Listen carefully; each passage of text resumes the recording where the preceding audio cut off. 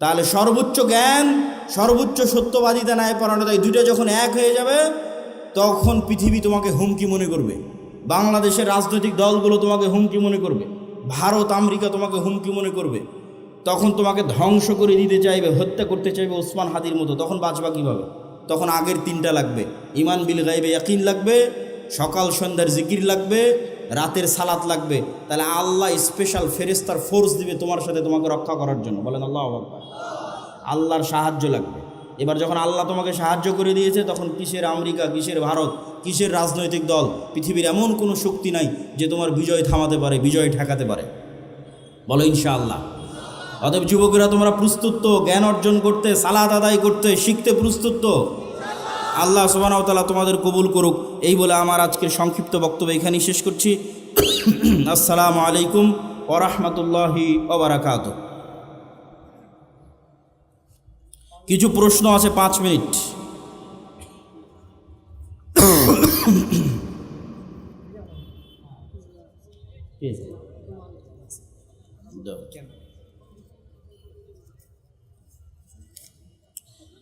আসসালামু আলাইকুম শাইখ, আপনি ইদানিং বিভিন্ন জায়গায় রাজনীতি নিয়ে বক্তব্য দিচ্ছেন, যা নিয়ে অনেকে সমালোচনা করছে, এই বিষয়ে কিছু বলবেন? যতগুলো প্রশ্ন আসছে তার মধ্যে এটা অনেক গুরুত্বপূর্ণ একটা প্রশ্ন। এটা নিয়ে 2 মিনিট বলে আমাদের যেহেতু সালাতের প্রস্তুতি নিতে হবে, বক্তব্য শেষ করি। আসলে আচ্ছা, বই পুস্তক কালো গাড়িতে আছে, আল্লাহর পথে যাত্রা যে বইয়ের কথা বলতেছিলাম, যেটাতে আজকের পুরো বক্তব্য আছে, জিকিরের উপর বিস্তারিত আলোচনা আছে, সব আছে, ফেরেশতাদের আলোচনা আছে, গাড়িতে বইগুলো পাবেন। তো আসলে রাজনীতি, নবীরাও যখন আল্লাহ সুবহানাহু ওয়া তাআলা দাওয়াত দিতে বলেছেন, তখন মুসা আলাইহিস সালামকে বলেননি যে মুসা তুমি ওই জাদুরানিতে গিয়ে বা মিশরের উমুক এলাকায় গিয়ে দাওয়াত দাও। ডাইরেক্ট ইজহাব ইলা ফিরাউন, ক্ষমতার মসনদে আঘাত। মুসা আলাইহিস সালামকে দাওয়াত দিতে কোথায় পাঠালো? ইজহাব ইলা ফিরাউন, ফিরাউনের কাছে গিয়ে দাওয়াত দাও, মানে ডাইরেক্ট ক্ষমতার মসনদে যে আছে ওকে দাওয়াত দাও। ইব্রাহিম আলাইহিস সালামকে কোথায় পাঠালো? ডাইরেক্ট নমরুদ। তো নবীরা যারা পৃথিবীতে এসেছেন, তারা জয়লাভ করুক অথবা না করুক, তাদের দাওয়াতের যে মানহাজ ছিল, এই দাওয়াতের মানহাজের একটা পার্ট অবশ্যই যারা সমাজের দায়িত্ব পালন করতেছে, যারা রাষ্ট্র এবং দেশ চালাচ্ছে, তাদের কাছে আপনাকে দাওয়াত দিতেই হবে। এটা নবীদের রাজনীতি। এবং এই দাওয়াতটা যদি নিঃস্বার্থ হয়, ওই যে লবিং, লিয়াজু, ঠিক আছে, আমার দুনিয়াবি কোনো স্বার্থ, আমাকে এটা দেন, আমাকে এটা দেন, এরকম দুনিয়াবি স্বার্থে যদি দাওয়াত হয়, ওই দাওয়াতে কোনোদিন বিপ্লব তৈরি হবে না। ওই দাওয়াতে কোনোদিন কি তৈরি হবে না? বিপ্লব তৈরি হবে না। আজকে যেহেতু প্রশ্ন করেছে, এই জন্য বলেই দিচ্ছি। এই যে তারেক রহমান সাহেব এসেছে, ইংল্যান্ডে তার সাথে আমার দেখা হয়েছিল, অন্তত 30 থেকে 40 মিনিট ফেস টু ফেস তার সাথে আমি কথা বলেছি। আমি তার সাথে কথাই শুরু করেছিলাম এটা দিয়ে, যে আজকে আমি এখানে আসার আগ পর্যন্ত যতজন আপনার কাছে এসেছে, এরা দুনিয়াবি স্বার্থ নিয়ে আসবে, আর আমি আজকে এখান থেকে চলে যাওয়ার পরও হাজারো মানুষ আপনার সাথে দেখা করতে আসবে, দুনিয়ার স্বার্থে আসবে। কারো একটা সিট দরকার, কারো একটা আসন দরকার, কারো একটা পদ দরকার, কত কি দরকার। কিন্তু আমি আব্দুল্লাহ বিন আব্দুর রাজ্জাক এসেছি 4টা কথা বলবো বাংলাদেশের স্বার্থে। যদি করতে পারেন বাংলাদেশের উপকার হবে। এবং এই যে চারটা কথা আমি ওনাকে বলেছিলাম, ওইটার পক্ষেই আমরা ন্যারেটিভ তৈরি করার চেষ্টা করি, যেটাই বাংলাদেশ। ওনাকে বলেছিলাম, 1 নাম্বার, মুসলমানেরা যে 190 বছর ব্রিটিশ বিরোধী সংগ্রাম করলে আর স্বীকৃতি কোথায়? 1797 সালের 23শে জুন থেকে 1947-এর 14 বা 15 আগস্ট পর্যন্ত 190 বছর ভারতের মুসলমানেরা, ঠিকই ভারতের হিন্দু এবং মুসলমানেরা সবাই যে ব্রিটিশ বিরোধী আন্দোলন করেছে তার স্বীকৃতি আছে। পাকিস্তানের মুসলমানেরা যে ব্রিটিশ বিরোধী আন্দোলন করেছে তার স্বীকৃতি আছে। তো বাংলাদেশের মুসলমানেরা কি করেনি? তিতুমির কে তাহলে? হাজি শরীয়তুল্লাহ কে তাহলে? এখানে যে ব্রিটিশ বিরোধী 1857-তে যে হাজার হাজার মুসলমান জীবন দিল, তাদের স্বীকৃতি কই? অতএব 1947-এর রাষ্ট্রীয় স্বীকৃতি দিতেই হবে। 1947 নাই মানে এই দেশে মুসলমানদের 190 বছরের ব্রিটিশ বিরোধী আন্দোলনের কোনো স্বীকৃতি নাই। বাংলাদেশ 1971-এ শুরু হয়নি, ওটা ডাহা মিথ্যা কথা। 71 বাংলাদেশের একটা পার্ট, কিন্তু বাংলাদেশের শুরু অনেক আগে। ওর ধারাবাহিকতায় আপনাকে আসতে হবে, তার একটা পার্ট 47, এটা একটা ওনাকে বলেছি। আর একটা ওনাকে বলেছি বাঙালি জাতীয়তাবাদের নামে বাংলাদেশে হিন্দুয়ানি জাতীয়তাবাদ, হিন্দুত্ববাদী জাতীয়তাবাদ এবং হিন্দুয়ানি কৃষ্টি কালচার কলকাতার দাদা বাবুদের বাঙালি জাতীয়তাবাদের নামে ঢুকানো হয়। এই বাঙালি জাতীয়তাবাদের নামে হিন্দুত্ববাদী কৃষ্টি কালচারের মূলোৎপাটন করতে হবে। বাংলাদেশের নিজের সংস্কৃতি কৃষ্টি কালচার প্রমোট করতে হবে, যেটা ওসমান হাদি বলেছে যে কালচারাল ফ্যাসিজমের বিরুদ্ধে আমাদেরকে লড়াই করতে হবে, যে কারণে সে নিজের তাকে জীবনও দিয়ে দিতে হলো। 3 নাম্বার বলেছি বাংলাদেশে জাতির পিতা বলে কিছু থাকা যাবে না। আগে যারা ছিল তাদের জাতির পিতা ছিল শেখ মুজিবুর রহমান। আপনারা আসবেন, আপনারা এসে বলবেন জাতির পিতা জিয়াউর রহমান, এটা চলবে না। আপনি এতটুকু করতে পারেন, এই পুরো বাংলাদেশ তৈরিতে যাদের অবদান আছে তাদের সবাইকে সমান একটা মর্যাদার জায়গায় দিতে পারেন, ফাউন্ডার ফাদার্স এরকম একটা মর্যাদার জায়গায় দিতে পারেন, যেখানে শেরে বাংলা একে ফজল হকও থাকবে, হোসেন শহীদ সোহরাওয়ার্দীও থাকবে। এই অঞ্চলের মুসলমানদের যে ধারাবাহিক আন্দোলনের স্বীকৃতি আছে সেটার স্বীকৃতি থাকবে। 4 নাম্বার বলেছি অত্র অঞ্চলে ভারতীয় আধিপত্যের যে হেজিমনি, কালচারাল হেজিমনি, তার যতগুলো চিহ্ন আছে তার মধ্যে একটা বড় চিহ্ন হচ্ছে রবীন্দ্রনাথ ঠাকুরের শিরকি জাতীয় সঙ্গীত। এই জাতীয় সঙ্গীত বাদ দিয়ে দিতে হবে।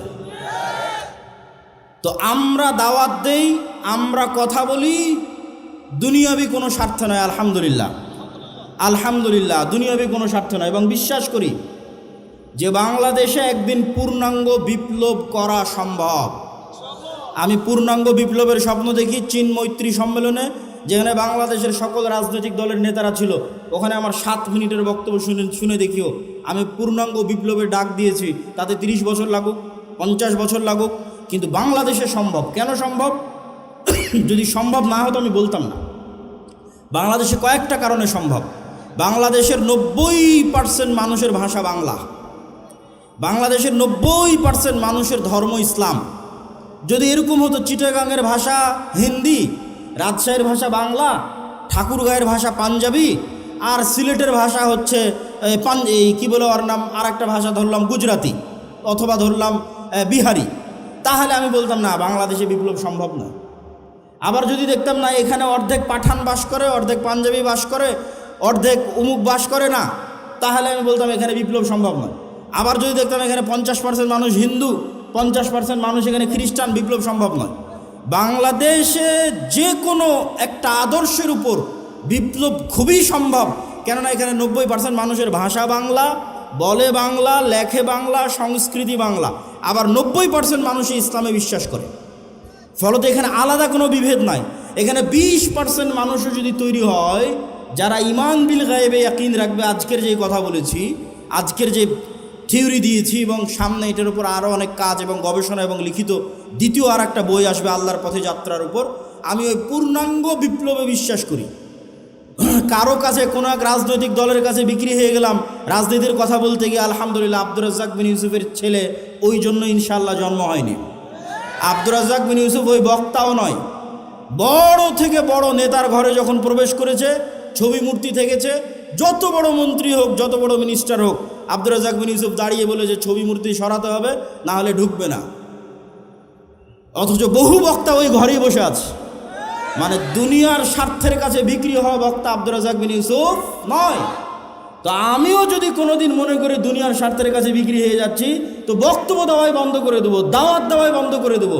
কিন্তু আব্দুর রাজ্জাক বিন ইউসুফ যে আমানতের, ন্যায়পরায়ণতার এবং যে বিশ্বাসের একটা মানদণ্ড নির্ধারণ করে গেছে, ওইটার সাথে ইনশাল্লাহ খেয়ানত করব না।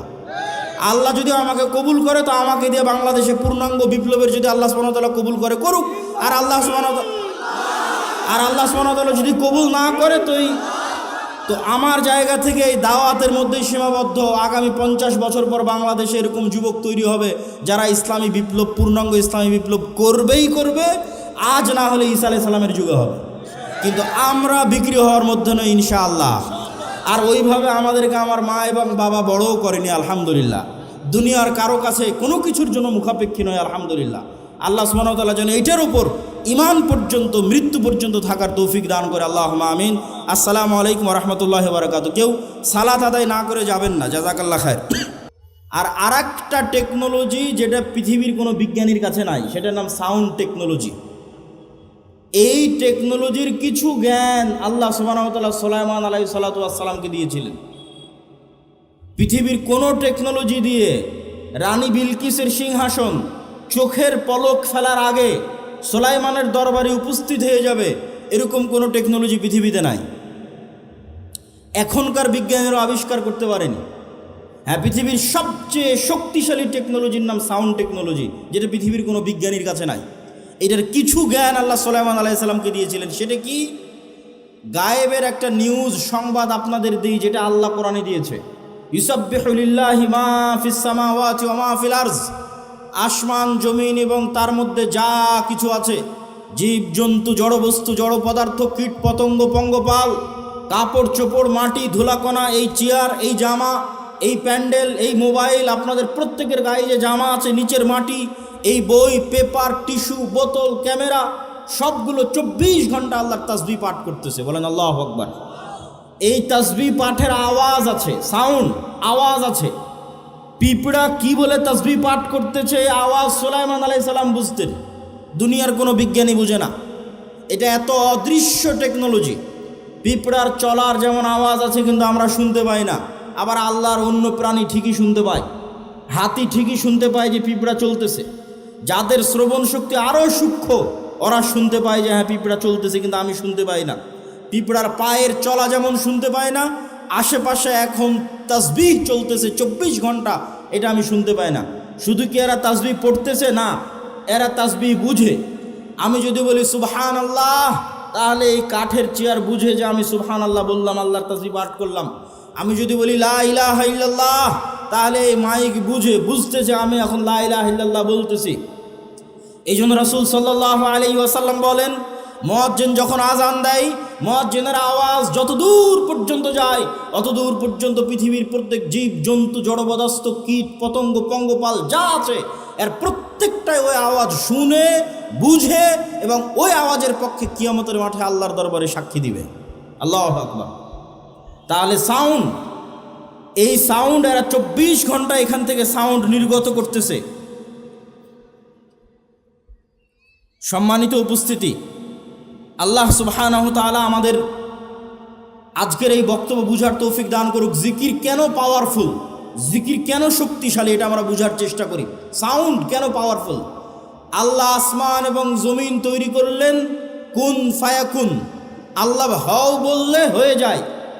আল্লাহ বললেন আসমান এবং জমিন ধ্বংস করব, আওয়াজ সেট করে দিলেন। ইসরাফিল কান খাড়া করে আছে, সামনে বাঁশি আছে, ফু দিবে, আওয়াজ তৈরি হবে। আল্লাহর আদেশে ইসরাফিল আওয়াজ তৈরি করবে। এই আওয়াজে আসমান ভেঙে পড়ে যাবে, আওয়াজে সূর্য চন্দ্র দ্বিখণ্ডিত হয়ে চূর্ণ বিচূর্ণ হয়ে যাবে, আওয়াজে পৃথিবীর পাহাড়গুলো আকাশে উঠতে থাকবে আওয়াজে। এবার সারা পৃথিবী ধ্বংস, সব মানুষ মরে গেছে। কতদিন এভাবে থাকবে আল্লাহ ভালো জানে। জিব্রাইল মরে গেছে, মালাকুল মউত মরে গেছে।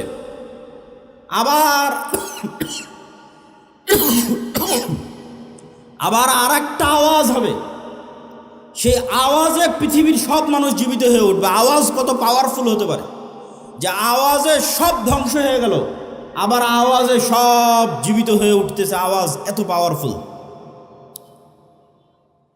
আওয়াজ পাওয়ারফুল দেখেই মুসা আলাইহিস সালাতু ওয়াস সালামের লাঠির চেয়েও, ঈসা আলাইহিস সালাতু ওয়াস সালামের মৃতকে জীবিত করার চেয়েও আল্লাহ উম্মতে মুহাম্মাদিকে, মুহাম্মদ সাল্লাল্লাহু আলাইহি ওয়াসাল্লামকে যে মুজিজা দিয়েছে ওটা বেশি পাওয়ারফুল। কেননা মুহাম্মদ সাল্লাল্লাহু আলাইহি ওয়াসাল্লামকে যে মুজিজা দেওয়া হয়েছে কোরআন, এই কোরআন সরাসরি আল্লাহর আওয়াজ, সাউন্ড, আল্লাহর শব্দ, আল্লাহর বাক্য। বলেন আল্লাহু আকবার। এই জন্য কোরআন সর্বশ্রেষ্ঠ জিকির, জিকির সবচেয়ে পাওয়ারফুল। পৃথিবীর এমন কোনো অসম্ভব নয় যে অসম্ভবকে সম্ভব করা সম্ভব নয় জিকির দিয়ে। আল্লাহ সুবহানাহু ওয়া তাআলা মুসা আলাইহিস সালামকে যখন দায়িত্ব দিলেন ফেরাউনের কাছে যাওয়ার জন্য, লাঠি দিলেন, বগলের নিচে হাত দিয়ে বের করলেন, হাত জলজল করলো। আল্লাহ মুসাকে বললেন তোমার মুখের তোতলা ছিল ভালো করে দিলাম, তবে হ্যাঁ ওয়ালা তানিয়া ফি জিক্রি, আমাকে যদি স্মরণ করতে ভুলে যাও একটাও কাজ করবে না। কল্পনা করেন, ঘটেনি, কল্পনা করেন মুসা আলাইহিস সালাম আজ 1 সপ্তাহ থেকে সালাত আদায় করে না, 1 সপ্তাহ থেকে মুসা আলাইহিস সালাম আর আল্লাহর জিকির করে না, কল্পনা করেন। এখন 7 দিনের দিন মুসা আলাইহিস সালাম 1 সপ্তাহ থেকে সালাত আদায় না করে, জিকির না করে, এখন লাঠি ছাড়ে, লাঠি আর সাপ হয় না, লাঠি সমুদ্রে মারে আর রাস্তা তৈরি হয় না, লাঠি পাথরে আঘাত করে আর ঝর্ণা তৈরি হয় না, সব ডিঅ্যাক্টিভেট হয়ে গেছে। ফেসবুকের অ্যাকাউন্ট যেমন ডিঅ্যাক্টিভেট হয়ে যায়, হোয়াটসঅ্যাপ যেমন ডিঅ্যাক্টিভেট হয়ে যায়, ডিঅ্যাক্টিভেট হয়ে গেছে। ওইটা অ্যাক্টিভেট থাকবে কিভাবে? কাল্ব, পৃথিবীর সর্বোন্নত প্রযুক্তির মেশিন কাল্ব, এইটা যখন জিকিরের মাধ্যমে আল্লাহর সাথে কানেক্টেড। আল্লাহ মুসাকে বলছে ওয়ালা তানিয়া ফি জিকরি, লাঠি দিয়েছি, জিহ্বা ঠিক করে দিয়েছি, বগলের নিচ দিয়ে হাত বের করলে আলো হয়, ভাইকে দিয়েছি সকল শক্তি ক্ষমতা সাহায্য সব থাকবে। তোমার অন্তর যদি আল্লাহর সাথে জিকিরে কানেক্টেড থাকে তো লাঠি সমুদ্রে মারলে রাস্তাও তৈরি হবে, লাঠি পাথরে আঘাত করলে ঝর্ণাও তৈরি হবে। যত টেকনোলজি তোমাকে দেওয়া আছে সব অ্যাক্টিভেট থাকবে, কেননা তুমি আল্লাহর সাথে জিকিরের মাধ্যমে কানেক্টেড ছিল। বলেন আল্লাহু আকবার। এই জন্য জিকির সবচেয়ে পাওয়ারফুল টেকনোলজি। জাকারিয়া আলাইহিস সালাতু ওয়াস সালাম বলেন আল্লাহ আমার সন্তান দরকার, আল্লাহ বললেন সন্তান হবে। জাকারিয়া আলাইহিস সালাতু ওয়াস সালাম নিজেই বিশ্বাস করতে পারেন না সন্তান হবে, বলেন আল্লাহ আলামত বলেন। আল্লাহ বলেন আলামত হচ্ছে সকাল সন্ধ্যায় জিকির করবে, এটাই আলামত, এটা দিয়েই তোমার সন্তান হবে। এই বার্ধক্য বয়সী বন্ধা স্ত্রীর সন্তান হয়ে যাবে আল্লাহর জিকিরের মাধ্যমে, সকাল সন্ধ্যার জিকিরের মাধ্যমে। সম্মানিত উপস্থিতি, তাহলে আমাদের 3 নাম্বার পয়েন্ট শেষ। 1, মুসলমানদের বিজয়ের জন্য ঈমান বিল গায়বে ইয়াকিন লাগবে। 2, আল্লাহর সাহায্য ছাড়া বিজয় হয় না। 3, আল্লাহর সাহায্য পৃথিবীতে আনার জন্য সালাত লাগবে, জিকির লাগবে, ইবাদত লাগবে। নামাজ না পড়ে, নবী রাসূলের সুন্নাতের অনুসরণ না করে কেউ বলবে আমি ইসলাম এবং মুসলমানদের বিজয় করব, কালেমার পতাকা বিজয় করব, আর নিজের উপকার হতে পারে, ইসলাম এবং মুসলমানদের বিজয় হবে না। আর 2টা পয়েন্ট দিয়ে বক্তব্য শেষ। তারপরে যদি আপনাদের কোনো প্রশ্ন উত্তর থাকে 5 মিনিট প্রশ্ন উত্তর, তারপরে পাগড়ি পরিধান। 2টা কি? সত্যবাদিতা, ন্যায়পরায়ণতা, জ্ঞান এবং শিক্ষা। এই যেমন মোবাইল তৈরি করেছে, এই মোবাইল যারা তৈরি করেছে, এই মোবাইলের একটা বাটন আছে ফ্ল্যাশ লাইট জ্বালানোর জন্য। এই যে চাপ দিলাম ফ্ল্যাশ লাইট জ্বলতেছে। এখন এই মোবাইলের এই ফ্ল্যাশ লাইটে যদি হিন্দু চাপ দেয় জ্বলবে না? জ্বলবে না। যদি খ্রিস্টান চাপ দেয় জ্বলবে না? জ্বলবে না। মুসলমান চাপ দিলে না, ওকে বলা আছে যে হিন্দু চাপ দিলে জ্বলবি না, মুসলমান চাপ দিলে জ্বলবি, বা মুসলমান চাপ দিলে জ্বলবি না, হিন্দু চাপ দিলে জ্বলবি না। আল্লাহ নিজে এই পৃথিবীকে একটা ফাংশনের উপর ডেভেলপ করেছে। এই পৃথিবীতে আল্লাহর কিছু মূলনীতি আছে। যেমন আল্লাহ পৃথিবীতে আগুন তৈরি করেছে জ্বালানোর জন্য। আল্লাহ পৃথিবীতে ছুরি, লোহা ধার দিলে মানুষকে কাটবে। এখন লোহা, ছুরি ধার দিয়ে তরবারি বানিয়ে যদি আল্লাহর নবীর চাচা হামজার গলাতেও চালানো হয় তো ছুরি বলবে না যে না এটা তো হামজার গলা, চলবো না। চলে গেছে, হামজা মরে গেছে, শহীদ হয়ে গেছে। বদরে, উহুদে, খন্দকে অসংখ্য সাহাবী শহীদ হয়েছে। তো কই ছুরি তো থামেনি যে না এটা অমুকের গলা, চলবো না। জি না, আল্লাহ যেটার উপর পৃথিবীকে যেই কাজের জন্য সৃষ্টি করেছে, যেই সিস্টেমের উপর ডেভেলপ করেছে, ওটা এখন যে ব্যবহার করবে অরটাই কাজ করবে। ব্যবহার করুক এখন কাফের, মুশরিক, মুনাফিক, আর ব্যবহার করুক মুসলমান, মুত্তাকি, আল্লাহওয়ালা, সেটা দেখার বিষয় না। হ্যাঁ, আল্লাহ নিজের নিয়ম ভাঙ্গেন, নিজের তৈরি করা নিয়ম ভাঙ্গেন। যেমন আগুনকে তৈরি করা হয়েছে জ্বালানোর জন্য, তো ইব্রাহিমকে জ্বালায়নি, কিন্তু ওই আগুনই আবার ঠিকই সূরা বুরুজে আসহাবুল উখদুদ পুরো একটা জাতিকে, মনে করেন পুরো জাদুরানির সব মানুষকে জ্বালিয়ে দিয়েছে। সবাই মুমিন, আল্লাহ নিজে বলছে সব জ্বলে মরে গেছে, থামায়নি। সম্মানিত উপস্থিতি, তাহলে আল্লাহ এই পৃথিবীকে ডেভেলপ করেছে 2টা ফাংশন দিয়ে নেতা হওয়া যায়। মুসলমানেরা যদি বলে আমরা আজ থেকে গোলাম থাকতে চাই না, নেতা হতে চাই, তাহলে পৃথিবীতে 2টা ফাংশন আল্লাহ দিয়ে রেখেছে নেতা হওয়ার জন্য। একটার নাম জ্ঞান ও শিক্ষা, আর একটার নাম সত্যবাদিতা ও ন্যায়পরায়ণতা। জ্ঞান শিক্ষা মনে করেন একটা বাটন, এই জ্ঞান শিক্ষার বাটনে চাপ দিলেই নেতা বের হয়ে আসবে, মোবাইলের মতো।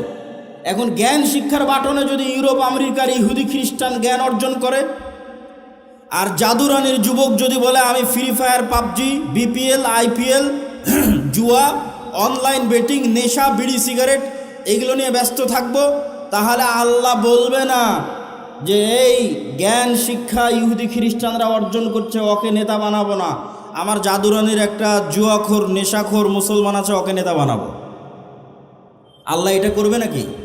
আপনাদের কি মনে হয় আল্লাহ এটা করবে? জি না। ফাংশন যে ইউজ করবে তার জন্যই কাজ করবে। অতএব তোমরা যদি বলো আমাদের নেতা হতে হবে, আজাদি থেকে গোলামি থেকে মুক্তি দরকার, আজাদ হতে হবে, জ্ঞান অর্জন ছাড়া পৃথিবীতে আর দ্বিতীয় কোনো রাস্তা নাই। নেশা এবং জুয়া দিয়ে মানুষকে গোলাম বানানো যায়। যদি পুরো একটা সমাজকে নেশাগ্রস্ত জুয়াগ্রস্তে আসক্ত করে দেওয়া যায়, বিশেষ করে ইয়াং জেনারেশনকে, এরা জ্ঞানও অর্জন করবে না, প্রশ্নও করবে না। শরীফ ওসমান হাদি যদি জুয়াগ্রস্ত নেশাগ্রস্ত হতো, আয়সা জ্ঞানও অর্জন করতো না, প্রশ্নও করতো না, তাহলে নিশ্চিন্তে রাজত্ব ঠিক থাকতো। 2 নাম্বার কি? ন্যায় পরায়ণতা এবং সত্যবাদিতা দিয়ে নেতা তৈরি হয়। মিথ্যা, ধোঁকা, দুর্নীতি, গোলামির চিহ্ন। মুসলমানদের ওপর গণতান্ত্রিক সিস্টেম এবং সুদ, এই দুটো চাপিয়ে দেওয়া আছে গোলাম তৈরি করার জন্য। গোলাম তৈরির কারখানা কিভাবে তৈরি হবে?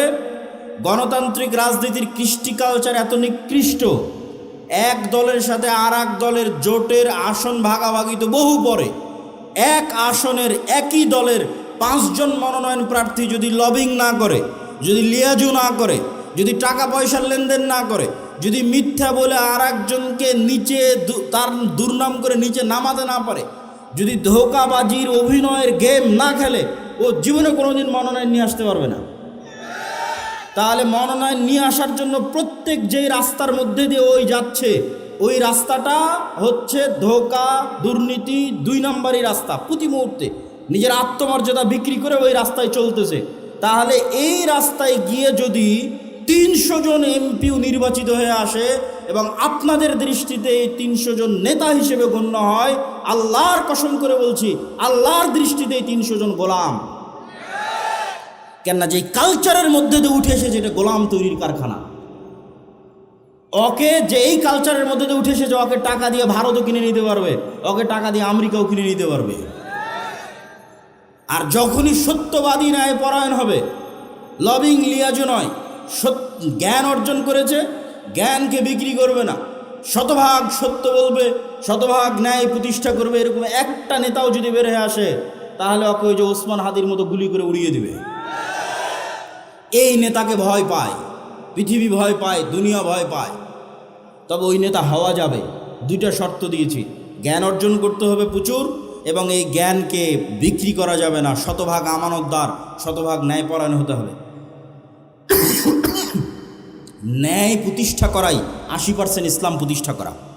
ন্যায় প্রতিষ্ঠা করাই 80% ইসলাম প্রতিষ্ঠা করা। সালাতও ইসলাম, হজও ইসলাম, পর্দাও ইসলাম, অবশ্যই জরুরি। কিন্তু কল্পনা করেন এই জাদুরানির সব মানুষ সালাত আদায় করে, সব মহিলা মানুষ বোরখা পরে, কিন্তু এই জাদুরানির ওই নামাজি, ওই আল্লাহওয়ালা, ওই হাজি, ওই ওমরাকারী ব্যক্তিটা তার ওই পর্দাশীলা বোনকে বাপের সম্পত্তিতে ন্যায়ের সাথে ভাগ দেয়নি, তো কিসের হাজি? ও তো মুনাফিক। ন্যায়ের মানদণ্ডে যে টিকবে না, সে প্রকৃত মুমিন নয়, সে মুনাফিক। বাহ্যিক ইসলাম দিয়ে সে ধোকা দিচ্ছে, আল্লাহকে ধোকা দিতে চাচ্ছে, মানুষকে ধোকা দিতে চাচ্ছে, নিজেকে ধোকা দিচ্ছে। প্রকৃত ঈমান কোনটা? লা ঈমান লিমান লা আমানাত লাহু। যে কালবে একবার ঈমান ঢুকে গেছে, আল্লাহর বিশ্বাস ঢুকে গেছে, ওই কালবে ধোকা ঢুকতে পারে না, ওই কালবে আমানতের খেয়ানত ঢুকতে পারে না। তাহলে সে যে আমানতের খেয়ানত করছে, ওসি, ডিসি, এসপি, মন্ত্রী, মিনিস্টার, এসিল্যান্ড, সাব রেজিস্ট্রার, আলেম ওলামা, মসজিদ, মাদ্রাসা, কমিটি সভাপতি, রাজনৈতিক দলের নেতা, যে যার জায়গায় দায়িত্বে আছে, আমানতের যে খেয়ানত করতে হতো, ঠিকই সালাত আদায় করে, ঠিকই হজ করে, ওমরা করে, এরা হচ্ছে মুনাফিক। এই জন্য সত্যবাদিতা, ন্যায় পরায়ণতার মানদণ্ডে উত্তীর্ণ না হলে নেতা হতে পারবেন না। বক্তব্য শেষ করে দিচ্ছি। 5টা পয়েন্ট আজকে আপনাদের সামনে তুলে ধরেছি। 1, ঈমান বিল গায়েবে ইয়াকিন লাগবে। গায়েব মানে ফেরেশতা, গায়েব মানে পরকাল, গায়েব মানে জান্নাত জাহান্নাম, গায়েব মানে কবরের আযাব। এগুলো যেন আপনি চোখে দেখতে পাচ্ছেন, আপনি যেন এখন জান্নাতে আছেন, আপনি জান্নাতের সর্বনিম্ন স্তরে আছেন, যে সর্বনিম্ন স্তরে আল্লাহকে দেখাই যায় না, মাসকে মাস বছরকে বছর, তো আপনার আফসোস হচ্ছে যদি আরেকটু জিকির করতাম, আরেকটু উপরের জান্নাতে যেতে পারতাম। তথা দুনিয়ার জীবন কিছুই নয়, এটা সফরের মধ্যে একটা বিরতি মাত্র। আজকে ঢাকা থেকে বিমান হয়ে জাদুরানিতে এসেছি, এই আধা ঘন্টা আমার জাদুরানিতে থাকা আর পৃথিবীতে 60 বছর থাকা সমান। এইটার উপর যেদিন ইয়াকিন চলে আসবে ওই দিন আপনি আর বিক্রি হবেন না। ওই যে সত্যবাদীতে ন্যায়পরায়ণতা লাস্টে দিয়েছি, ওইটা আপনার অর্জন করা সহজ হয়ে যাবে যদি ঈমান বিল গায়বে ইয়াকিন থাকে। এটার উপর বিস্তর আজকের বক্তব্যের উপর প্রত্যেক পয়েন্টের উপর 1-2 ঘন্টা করে বক্তব্য দেওয়া যাবে, যার বিস্তারিত আলোচনা আমার লেখা আল্লাহর পথে যাত্রা এই বইয়ের উপর আছে। এটা 36শে জুলাই 5 আগস্টের পর বিভিন্ন রাজনৈতিক অরাজনৈতিক দল সংগঠনের কাছে ঘুরতে ঘুরতে যখন দেখলাম যে মুসলমানরা মনে করে নিয়েছে দুনিয়ার রাস্তা একমাত্র রাস্তা, এদের আল্লাহর সাহায্যের উপর ভরসা নাই, আল্লাহর সাহায্য নেওয়ার চেষ্টাও করে না, ঈমান বিল গায়বে ইয়াকিন নাই, তখনই এই বইটা লেখা যে আগে মুসলমানদের ঈমান বিল গায়বে ইয়াকিন তৈরি করতে হবে। ঈমান বিল গায়বে ইয়াকিন, আল্লাহর সাহায্য ছাড়া বিজয় হয় না। দুনিয়ার শক্তি যদি পারমাণবিক শক্তিরও মালিক হন, বিজয় অর্জন করতে পারবেন না যদি আল্লাহর সাহায্য না থাকে। মুহাম্মদ সাল্লাল্লাহু আলাইহি ওয়াসাল্লাম পারেনি। আল্লাহর সাহায্যের জন্য সালাত আদায় করা মুহাম্মদ সাল্লাল্লাহু আলাইহি ওয়াসাল্লামকে লাগে। তুমি কে? তুমি কে? মুহাম্মদ সাল্লাল্লাহু আলাইহি ওয়াসাল্লাম 5 ওয়াক্ত সালাতের উপরে রাতের সালাত আদায় করতেছে, কাঁদতেছে, দোয়া করতেছে, আল্লাহর সাহায্য নেবে। তুমি 5 ওয়াক্ত সালাত আদায় না করে বিজয়ী হয়ে যাবে, তুমি কে? পৃথিবীর সর্বশ্রেষ্ঠ নবী ইবাদত ছাড়া, আল্লাহর ইবাদত ছাড়া বিজয় নিয়ে আসতে পারেনি। ফেরেশতাকে বদরে নামাতে পারেনি, উহুদ খন্দকে নামাতে পারেনি। যতক্ষণ না আল্লাহর কাছে সাহায্য চেয়েছে, সালাতে দাঁড়িয়েছে, তখন আল্লাহ সুবহানাহু ওয়া তাআলা নবীর দোয়া শুনে, নবীর চাওয়া পূরণ করে, তখন আল্লাহ ফাস্তাজাবা লাকুম রাব্বুকুম আন্নী মুমিদ্দুকুম বিআলফিন মিনাল মালাইকাতি মুরদিফিন। যখন নবী হাত উঠিয়ে দোয়া করেছে, রাতের সালাতে দাঁড়িয়েছে, তখন আল্লাহ বলছে আমি হাজারে হাজার ফেরেশতা নামাচ্ছি। এটাই টেকনোলজি। ইবাদত ছাড়া, আল্লাহর সাহায্য ছাড়া, সালাত ছাড়া, জিকির ছাড়া জিততে পারবে না। আর পরের দুটো কি? সত্যবাদিতা এবং জ্ঞান। ধরো 500 যুবক, আজকে জাদুরানি থেকেও যদি 500 যুবক বের হয় যে না আমি ইসলাম প্রতিষ্ঠা করতে চাই, বাংলাদেশকে স্বাধীন করতে চাই, বাংলাদেশ শুধু বা ইসলাম নয় সারা বিশ্বে ইসলাম প্রতিষ্ঠা করতে, শুধু বাংলাদেশে নয়, তাহলে সর্বোচ্চ জ্ঞান অর্জন করতে হবে। সর্বোচ্চ জ্ঞানের পাশাপাশি শতভাগ সত্যবাদিতা, আমানতদারিতা থাকতে হবে। নাহলে তুমি লন্ডন থেকে ডক্টরেট ডিগ্রি নিয়ে এসেও যেই কোম্পানি তোমাকে টাকা দিবে ওই কোম্পানির তুমি ওষুধ লিখবা, মানে বিক্রি হয়ে গেছো।